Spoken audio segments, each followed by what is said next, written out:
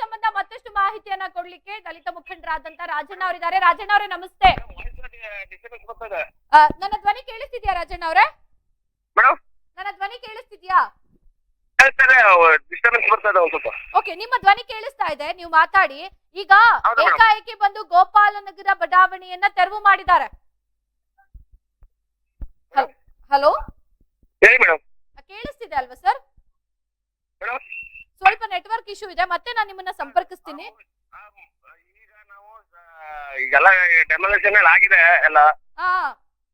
ಈಗ ನಾವು ಸ್ಟೇಷನ್ ನಮ್ನ ಅರೆಸ್ಟ್ ಮಾಡ್ಕೊಂಡು ಕರ್ಕೋಗಿರೋ. ನಾವ್ ನಮ್ನ ಈಗ ತಿಂಡಿ ಕೊಟ್ಬಿಟ್ಟು ನಮ್ಗೆ ಈಗ ಬಿಡುಗಡೆ ಮಾಡಿದ್ರು.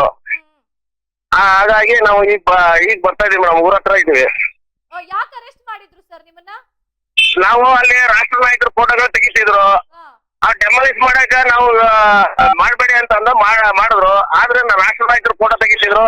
ರಾಷ್ಟ್ರ ನಾಯಕರ ಫೋಟೋ ತೆಗಿಬೇಡಿ ಅಂತಾನೆ ನಾವು ವಿರೋಧ ಮಾಡೋದಕ್ಕೆ ನಮ್ಮನ್ನ ಅರೆಸ್ಟ್ ಮಾಡಿದ್ರು. ತೆರವು ಮಾಡಿದಾರಲ್ಲ, ಇದಕ್ಕೂ ಮುಂಚೆ ನಿಮಗೆ ನೋಟಿಸ್ ಕೊಟ್ಟಿದ್ರಾ ಅಥವಾ ಹೇಳಿದ್ರಾ? ಯಾವುದೇ ವಿಧವಾದ ನೋಟಿಸ್ ಕೊಟ್ಟಿಲ್ಲ, ಯಾವುದೇ ರೀತಿಯ ಮೌಖಿಕಗಳಿಲ್ಲ, ನೋಟಿಸ್ ಕೊಟ್ಟಿಲ್ಲ, ನಮ್ಗೆ ಏನು ಕೊಟ್ಟಿಲ್ಲ. ಅವ್ರಿಗೆ ಏಕಾಏಕಿ ಬಂದು ಅವರು ಬೆಳಗಿನ ಜಾವ 5 ಗಂಟೆಗೆ ಬಂದು ತೆರವು ಮಾಡಿರೋದು. ಈಗ ಅವರು 5 ಗಂಟೆಗೆ ಬಂದ್ರು ಅಂತ ಹೇಳ್ತಿದ್ದೀರಲ್ಲ, ಆ ಸಂದರ್ಭದಲ್ಲಿ ಅಂದ್ರೆ ನೀವೆಲ್ಲರೂ ಮಲಗಿದ್ರಿ, ಬಂದಾಗ ಎದ್ದೇಳಿಸಿ ತೆರವು ಮಾಡ್ತಿರೋದಾ? ಅದೇ ಅವ್ರು ಬಂದಾಗ ನಾವು ಎಲ್ಲಾರು ಎಬ್ಸಿ ಮಲಗಿದಂತವ್ರನ್ನೆಲ್ಲಾರು ಎಬ್ಸಿ ಊರಲ್ಲಿ ಎಲ್ಲಾರು ಕರ್ಕ ಬಂದು ಇದ್ ಮಾಡಿದ್ರು. ಅವರು ವಿಡಿಯೋ ಮಾಡ್ತಾ ಇದ್ರು. ಸಬ್ ಇನ್ಸ್ಪೆಕ್ಟರ್ ಧನಂಜಯ ಅವರು ವಿಡಿಯೋ ಮಾಡ್ತಾ ಇದ್ರು.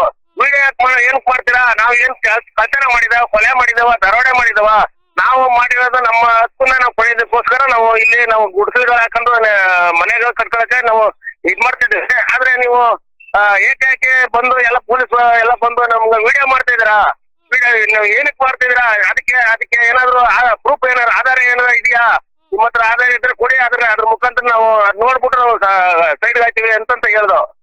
ಆದ್ರೆ ಅವರು ಯಾವುದೇ ಒಂದು ಡಾಕ್ಯುಮೆಂಟ್ಸ್ ಯಾವ್ದು ತಂದಿಲ್ಲ, ಯಾವ್ದು ಇದಕ್ಕೆ ನಮ್ಗೆ ನೋಟಿಸ್ ಕೊಟ್ಟಿಲ್ಲ. ಜೊತೆಗೆ ಅವರು ಯಾವುದೇ ರೀತಿ ಡಾಕ್ಯುಮೆಂಟ್ಸ್ ತಂದಿಲ್ಲ ಇದು ಸೈಟ್ ಸಂಬಂಧಪಟ್ಟದಾಗೆ. ಈಗ ಈ ಸೈಟ್ ನಮ್ ಯಾರೋ ಪುರಸಭೆಲು ಆಸ್ತಿ ಅನ್ಬಿಟ್ಟು ಇಲ್ಲ, ರೆಕಾರ್ಡ್ ಇಲ್ಲ, ಇಲ್ಲಿ ಸರ್ಕಾರದ ಮಟ್ಟದಲ್ಲೂ ಇಲ್ಲ, DC ಆಫೀಸಲ್ಲೂ ಇಲ್ಲ. ಈಗ ನಮ್ಗೆ ಅದು ವಿಧಾನಸೌಧದಲ್ಲಿ ಚರ್ಚೆ ಆಗಿರೋದು ಎಲ್ಲ ಕಾಪಿ ಎಲ್ಲ ಇದೆ ಮೇಡಮ್. ಅದೆಲ್ಲ ಅಶ್ವಿನ್ ಅವರು MLA ಆಗಿದ್ದಾಗ ಅವರೆಲ್ಲ ಚರ್ಚೆ ಆಗಿರೋದೆಲ್ಲ ಇದೆ. ಈಗ ನೀವು ಇವತ್ತೀಗ ಅದೆಲ್ಲ ತೆರವಾಗಿದೆ ಸರ್, ಈಗ ನಿಮ್ಮ ಜೀವನ ಎಲ್ಲಿ ಹೇಗೆ ಅಂತ?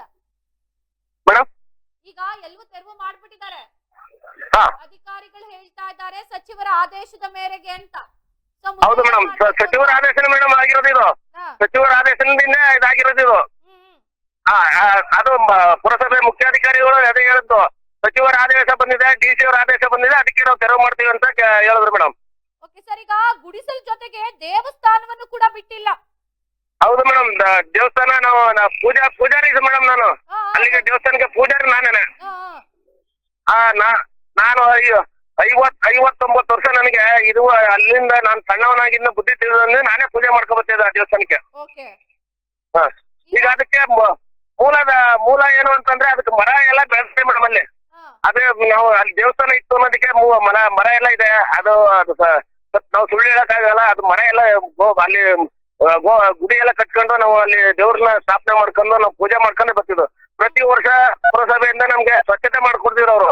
ಅದ್ರ ಡಾಕ್ಯುಮೆಂಟ್ಸ್ ಎಲ್ಲ ಇದೆ ಮೇಡಮ್. ನಮ್ಗೆ ಸಹಾಯಧನ ಎಲ್ಲ ಕೊಟ್ಟವ್ರೆ ಅದು ಅಲ್ಲಿಂದ ಪುರಸಭೆಯಿಂದ.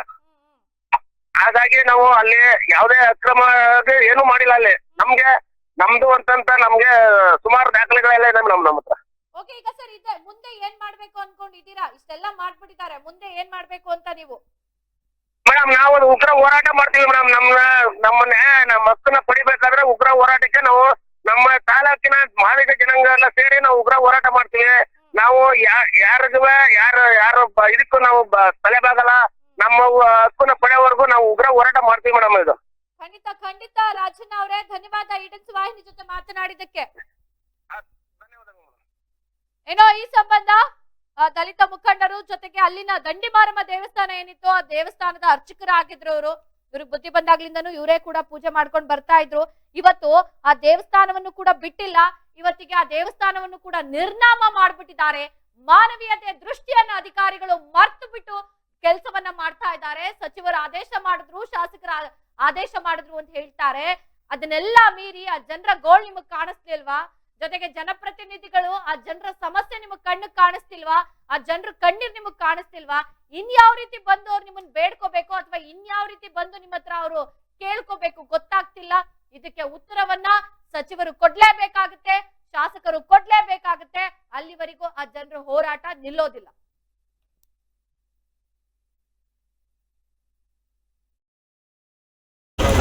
ಒಂದು 20 ರೂಪಾಯಿ ಜಾಸ್ತಿ ಖರ್ಚು ಮಾಡಿದ್ರೆ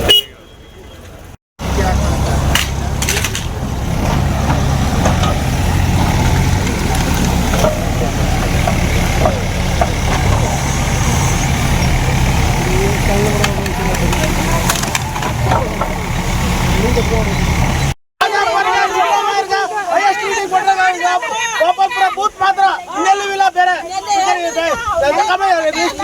ನೋಡಿ ಆದಿವಾಸಿಗಳಿಗೂ ಸೌಕರ್ಯ ಕಲ್ಪಿಸ್ತಾರೆ. ಹೊರಗಡೆಯಿಂದ ಬಂದಿರೋರಿಗೆಲ್ಲ ಅವಕಾಶ ಇದೆ. ಇಲ್ಲಿ ನಿವಾಸಿಗಳು